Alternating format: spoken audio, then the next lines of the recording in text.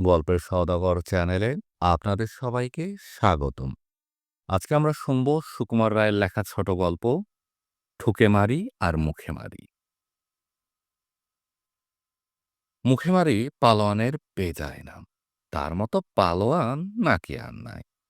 ঠুকে মারি সত্যিকারের মস্ত পালোয়ান। মুখে মারির নাম শুনে সে হিংসায় আর বাঁচে না।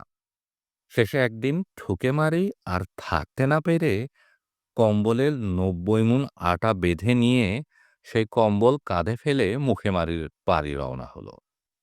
পথে এক জায়গায় বড্ড পিপাসা আর খিদে পাওয়ায় ঠুকে মারি কম্বলটা কাঁধ থেকে নামিয়ে একটা ডোবার ধারে বিশ্রাম করতে বসল।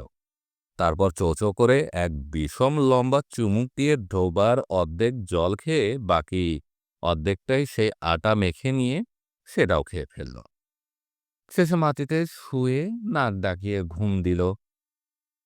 সেই ডোবাতে একটা হাতি রোজ জল খেতে আসতো।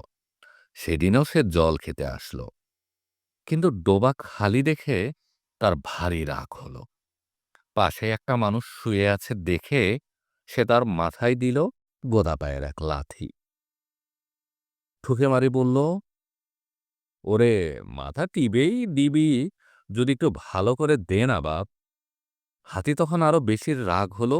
সে সুরে করে ঠুকে মারিকে তুলে আছাড় মারতে চেয়েছিল, কিন্তু তার আগেই ঠুকে মারি তরাক করে লাফিয়ে উঠে হাতিমশাইকে থলের মধ্যে পুরে রওনা হলো।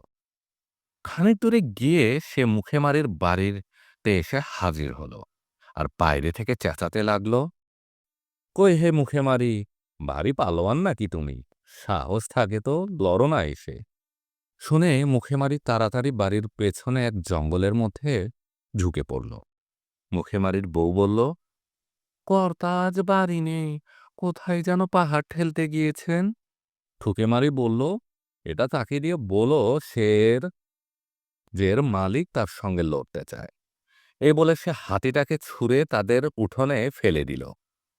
ব্যাপার দেখে বাড়ির লোকে চক্ষু স্থির, কিন্তু মুখে মারি শেয়ানা খোকা হেরে গলায় চেঁচিয়ে উঠল, ও মাগো, দুষ্ট লোকটা আমার দিকে একটা ইঁদুর ফেলেছে, কি করি বলো তো। তখন মা বলল, কিছু ভয় নেই, তোমার বাবা এসে ওকে উচিত শিক্ষা দিবে, আর নিরুতাকে ঝাড় দিয়ে ফেলে দাও। এই কথা বলা মাত্র ঝাঁটার চটপট শব্দ হলো, আর ছেলেটা বলল, ওই যা, ইঁদুরটা নর্দমায় পড়ে গেল। ঠুকে মারি ভাবল, যার খোকা এরকম সে নিশ্চয়ই আমার উপযুক্ত জুরি হবে। বাড়ির সামনে একটা তাল গাছ ছিল, সেটা উপড়ে নিয়ে ঠুকি মারি হেঁকে বলল, ওরে খোকা, তোর বাবাকে বলিস যে আমার একটা ছড়ির দরকার ছিল, তাই এটা নিয়ে চললাম। খোকা তৎক্ষণাৎ বলে উঠল, ওমা, দেখেছ, ওই দুষ্ট লোকটা বাবার খড়কে কাঠি নিয়ে পালিয়ে গেল। খড়কে কাঠি শুনে ঠুকে মারি চোখ দুটো আলুর মতো বড় হয়ে উঠল। সে ভাবল, দরকার নেই বাবু ওসব লোকের সঙ্গে ঝগড়া করার। সে তখনই হনহন করে সে গ্রাম ছেড়ে নিজের গ্রামে পালিয়ে গেল। ঠুকে মারি বাড়িতে এসে ছেলেকে জিজ্ঞাসা করল, মুখে মারি বাড়িতে এসে ছেলেকে জিজ্ঞাসা করল, কিরে, লোকটা গেল কই? খোকা বলল, সে ওই তাল গাছটা নিয়ে পালিয়ে গেল। তুই তাকে কিছু বললি না? নিয়ে গেল, তা আমি আর তাকে বলবো কি? এই কথা শুনে মুখে মারি ভয়ানক রেগে বলল, হতবাকা, তুই আমার ছেলে হয়ে আমার নাম ডোবালি, দরকার হলে দুটো কথা বলতে পারিস নে। যা, আজই তোকে গঙ্গায় ফেলে দিয়ে আসবো। এ বলে সে অপদার্থ ছেলেকে গঙ্গায় ফেলে দিতে চাইল। কিন্তু গঙ্গা তো গ্রামের কাছে নয়, সে অনেক দূরে। মুখে মারি হাঁটছে হাঁটছে আর ভাবছে, ছেলেটা যখন কান্নাকাটি করবে তখন তাকে বলবে, আচ্ছা, এবার তোকে ছেড়ে দিলাম।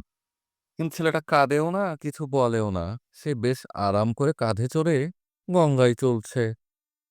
তখন মুখে মারি তাকে ভয় দেখিয়ে বলল, আর দেরি নেই, এই গঙ্গা এসে পড়ল বলে।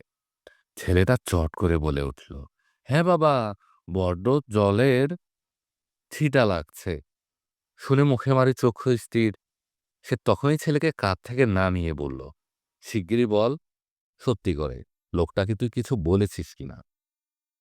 ছেলে বলল, ওকে আমি কিছু বলিনি। আমি মাকে চেঁচিয়ে বললাম, দুষ্ট লোকটা বাবার খড়গে কাঠি নিয়ে পালিয়ে গেল।